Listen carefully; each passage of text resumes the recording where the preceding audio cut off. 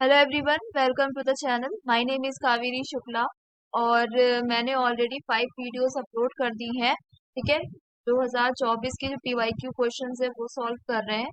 Real जो exam में question paper आया है वो, और उसको हम लोग सॉल्व कर रहे हैं। आगे 2023 ऐसे ही करके हम लोग पीवाईक्यू क्वेश्चंस बहुत सारे, जब तक एग्जाम नहीं तक हम लोग यहाँ पे सॉल्व करेंगे, और इम्पोर्टेंट टॉपिक्स को भी यहाँ पे इस चैनल पे वीडियो में अपलोड करती रहूंगी, ताकि हम लोगों का मोस्ट इम्पोर्टेंट पार्ट वहाँ पे मतलब कि हम लोग को पैटर्न समझ में आ जाए, कैसे एग्जाम में क्वेश्चन पूछे जाते हैं। बहुत सारे क्वेश्चन रिपीट भी हो सकते हैं और बहुत सारे कॉन्सेप्ट्स रिपीट हो सकते हैं, जिससे हम मैक्सिमम से मैक्सिमम ज्यादा से ज्यादा क्वेश्चन सही कर पाएंगे ठीक एग्जाम में। ठीक है, ऑलरेडी मैंने अपने चैनल पे यहाँ पे 51 क्वेश्चन नंबर से मतलब क्वेश्चन सॉल्व करते चल रहे हैं, जिसमें हम लोगों ने मैंने यहाँ पे 1 2 3 4 5 पांच पार्ट्स अपलोड कर दिए हैं। ठीक है, अब ये पार्ट 6 है। कौन सा पार्ट है? ये पार्ट 6 है। ठीक है, अगर आपको मेरी वीडियोस यूजफुल लग रही हो, हेल्पफुल लग रही हो, आपके लाइफ में कुछ भी मतलब बेनिफिट हो रहा हो, या कुछ भी हेल्पफुल लग रही हो मेरी वीडियो, तो प्लीज इसे लाइक कर दीजिएगा, चैनल को सब्सक्राइब कर दीजिएगा, बेल आइकन हिट कर दीजिएगा, और कमेंट करके कोई भी क्वेरी हो रही हो तो आप मुझसे पूछ सकते हो। ठीक है, तो लेट्स स्टार्ट द सेशन। यहाँ पे अगर देखा जाए तो क्वेश्चन नंबर 109 अगर देखा जाए, तो what is the valuation formula based on the Walter's model. यहाँ पे वॉल्टर्स मॉडल, ये बिजनेस फाइनेंस वाली यूनिट जो है उससे ये क्वेश्चन पूछा गया है। गॉर्डन और वॉल्टर्स मॉडल, दो मॉडल होते हैं। ठीक है, जिसमें का यहाँ पे फॉर्मूला पूछा गया है, तो इसका करेक्ट आंसर क्या हो जाएगा? जैसे प्राइस क्या होता है? पर इक्विटी शेयर। प्राइस पर, पी क्या है? प्राइस पर इक्विटी शेयर। डी क्या है? Dividend per share. ई क्या है? Earning per share. आर क्या है? Rate of return on investment. और के क्या है? स्मॉल के क्या है? Cost of equity. तो इसका करेक्ट फॉर्मूला क्या है? D plus E minus D, R R divide by K upon K. ठीक है, तो डी क्या है? डिविडेंड पर शेयर है, जिसको प्लस करें यहाँ पे। ई जो है अर्निंग पर शेयर, माइनस कर रहे हैं डिविडेंड से। और आर क्या था? Rate of return on investment upon cost of equity और अपॉन कॉस्ट ऑफ।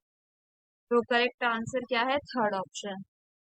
अगर आपको कुछ और लग रहा हो तो आप मुझे बता सकते हो। अब क्वेश्चन नंबर यहाँ पे 110 देखेंगे। In the context of an organization, the process of making subordinates to act in a desired manner to achieve certain organizational goal is known as motivation. ठीक है, क्या है कि एक ऑर्गेनाइजेशन के कंटेक्स्ट में जो प्रोसेस ऑफ मेकिंग सबऑर्डिनेट की एक ऐसा प्रक्रिया जिसमें जो सबऑर्डिनेट्स हैं, मतलब उनको desired manner to achieve certain, मतलब कि उनके अंदर डिजायर हो जाए कि वो कोई ये चीज अचीव करनी है, ऑर्गेनाइजेशनल गोल्स को अचीव करना है। तो ये कैसे होगा?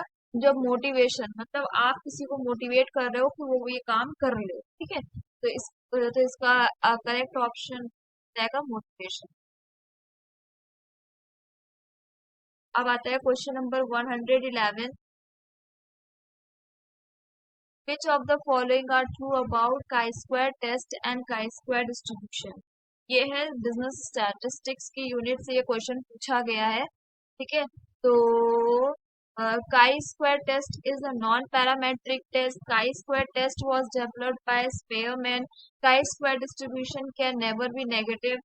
Chi-square distribution is a discrete distribution, और chi-square distribution is a function of its degree of freedom. ठीक है, तो इसका करेक्ट आंसर क्या हो जाएगा? A. Chi square is a non parametric test है। ये नॉन, एक पैरामेट्रिक होता है, एक नॉन पैरामेट्रिक होता है। तो काई स्क्वायर एक पैरामेट्रिक, नॉन पैरामेट्रिक टेस्ट है। ठीक है, अगर हमें ए पता है तो ये ऑप्शन कट हो गया। इतना पता है कि पैरामेट्रिक है कि नहीं, तो ये ऑप्शन नंबर वन और लास्ट वाला यहाँ पे एलिमिनेट हो गया। अब देखते हैं क्या पूछा गया। Chi square test was developed by Spearman, तो क्या ऐसा है? नहीं। Chi square distribution can never be negative, ये सी हो जाएगा। Chi square distribution is a function of its degree of freedom. ठीक है, ये ई हो जाएगा। तो ये इसका करेक्ट आंसर हो जाएगा। अगर आपको कुछ और लग रहा हो तो आप मुझे बता सकते हो। Question number 112।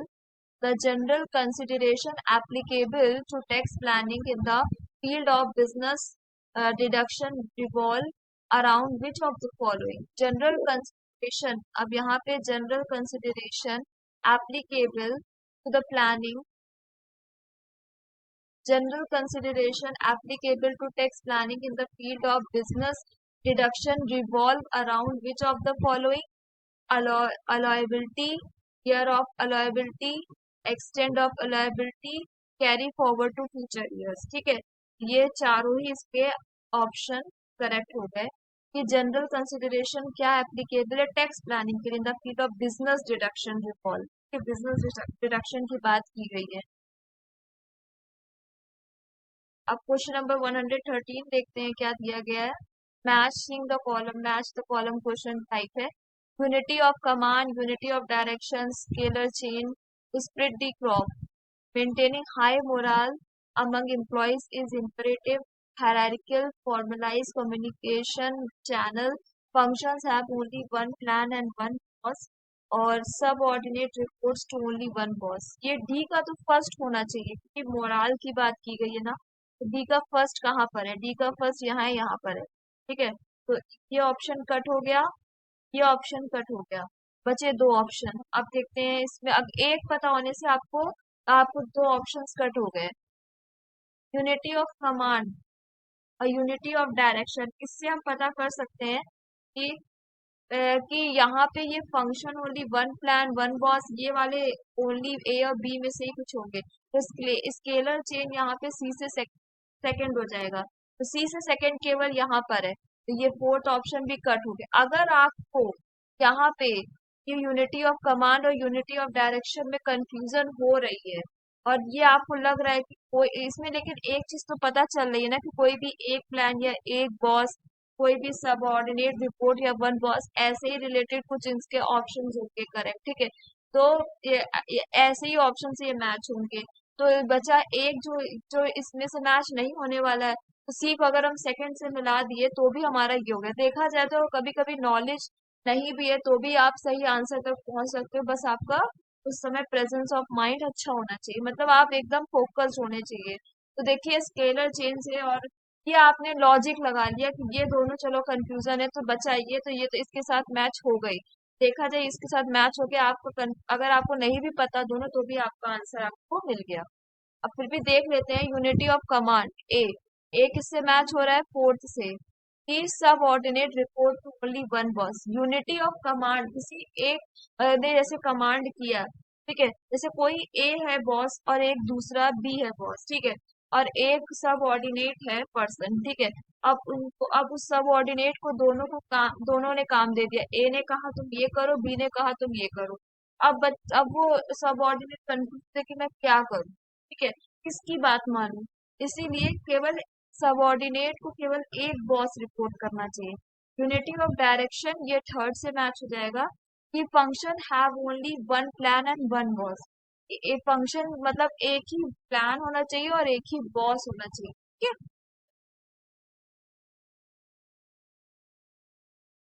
अब आते हैं क्वेश्चन नंबर 114।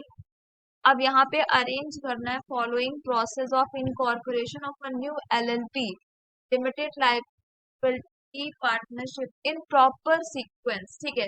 सबसे पहले बी, अब यहाँ पे कुछ कंफ्यूजन है कि पहले बी आएगा फिर एफ आएगा। आपको अगर कोई और इसमें लग रहा हो तो मुझे बताइएगा इसका आंसर कि आपको क्या लग रहा है। फिलहाल ये ऑप्शन थर्ड तो करेक्ट है, लेकिन लास्ट में इसमें ऑप्शन गलत दिया है।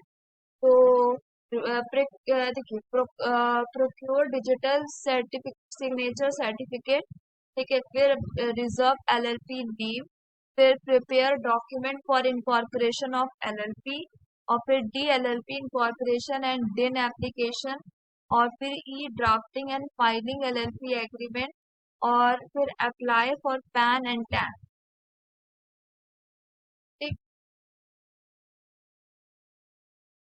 फिर आता है अरेंज करना हमें यहाँ पे the steps of capital budgeting process in a correct sequence, ठीक है। ये बिजनेस फाइनेंस की यूनिट से पूछा गया क्वेश्चन है, तो हमें यहाँ पे स्टेप्स निकालने हैं। तो पहले डी आ जाएगा आइडेंटिफिकेशन ऑफ इन्वेस्टमेंट अपॉर्चुनिटीज। अगर हमने यही पता कर लिया पहला क्या है दूसरा और लास्ट क्या है तो हमारा आंसर आ गया। अब ये कट हो गए, ये कहीं पे डी से स्टार्ट ही नहीं है, बस काम खत्म, आपने कुछ नहीं देखा। आप पहले आपने आइडेंटिफिकेशन ही कर लिया कि इन्वेस्टमेंट अपॉर्चुनिटी का आइडेंटिफिकेशन करा, फिर आपने असेंबलिंग ऑफ इन्वेस्टमेंट प्रोपोजल, ठीक है, और फिर उसके बाद डिसीजन मेकिंग करा, फिर preparation of capital budget and appropriation, और फिर परफॉर्मेंस कर दिया। ठीक है, तो अगर आपको फर्स्ट पता है और लास्ट पता है तो भी आप इस टाइप के क्वेश्चंस को सॉल्व कर सकते हैं। ओके, तो अब क्वेश्चन नंबर 116 क्या बता रहा है, ऑर्गेनाइजेशनल स्ट्रक्चर। ये ए जो है, ऑर्गेनाइजेशनल स्ट्रक्चर फोर्स से मिल जाएगा, the framework within which management और operating task are operated, span of management, ये हो जाएगा refers to the number of subordinate under a supervisor, divisible structure, C का फोर्थ हो, यहाँ पे सी का सेकंड हो जाएगा group activities on the basis of product, decentralization, D का फर्स्ट हो जाएगा refers to the delegation of authority throughout the organization. ठीक, फिर आता है, ये देखिए, ये हमारी जो यूनिट लास्ट वाली यूनिट है, इनकम टैक्स वाली यूनिट, उसमें से यहाँ सेक्शन से रिगार्डिंग क्वेश्चन पूछा है। अगर आपको सेक्शंस नहीं पता है तो आप इस क्वेश्चन का आंसर नहीं कर सकते। चलो देखते हैं क्या है पूछा। Which of the following sections of the income tax act 1961 provide for double taxation relief, बहुत ही इंपॉर्टेंट टॉपिक है। Double double taxation relief in India से रिलेटेड क्वेश्चन है। तो सेक्शन 90 और सेक्शन 91 के B and C is the correct answer for this particular question. इसमें अब और क्या ही डिस्कस कर सकते हैं क्योंकि ये तो दोनों सेक्शंस हैं। ठीक है, अब क्वेश्चन नंबर 118, ये क्या दिया, in the case of performance appraisal and assessment should focus on, कि परफॉर्मेंस अप्रेजल के केस में जो असेसमेंट है उस पे फोकस किया जाता है, individual trade behaviours exhibited by the axes, और डी नॉलेज स्किल्स पे, और यहाँ पे रिजल्ट अचीव्ड पे। ठीक है, और technology tender between appraiser and appraisee ये नहीं है। ठीक है, तो इसका करेक्ट आंसर हो जाएगा फोर्थ ऑप्शन। फिर आता है question number 119, arrange the following stages of investigation in a proper sequence. ठीक है, अब हमें यहाँ पे अरेंज करना है, तो मैंने क्या कहा, आप पहला या लास्ट देख के पहचान सकते हो। तो देखा जाए, obtain instructions from the client and prepare terms of reference, A यहाँ पे नहीं होगा, इसका करेक्ट आंसर यहाँ पे थर्ड हो जाएगा, और फिर यहाँ पे ए आएगा, plan work to be done and timing. अब ये plan work to be done and timing, यहाँ पे ये पहले थोड़ी ना आ जाएगा, पहले आएगा obtain instructions from the client, से पहले हम लोग इंस्ट्रक्शन लेंगे, प्रिपेयर करेंगे टर्म्स ऑफ रेफरेंसेस, फिर उसके बाद कलेक्ट करेंगे नेसेसरी इंफॉर्मेशन एंड डॉक्यूमेंट, फिर make necessary calculation to eliminate inconsistencies, फिर E formulate conclusions analysis of findings. ठीक है,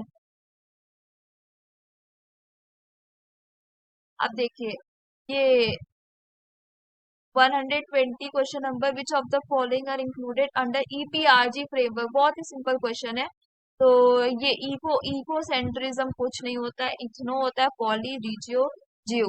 तो ये इसका करेक्ट आंसर क्या हो जाएगा, first option B C D E. तो thank you for watching my video, that's it for today.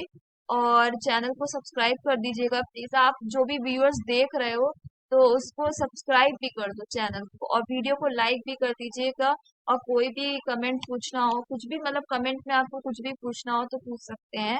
Thank you for watching my video, that's it for today.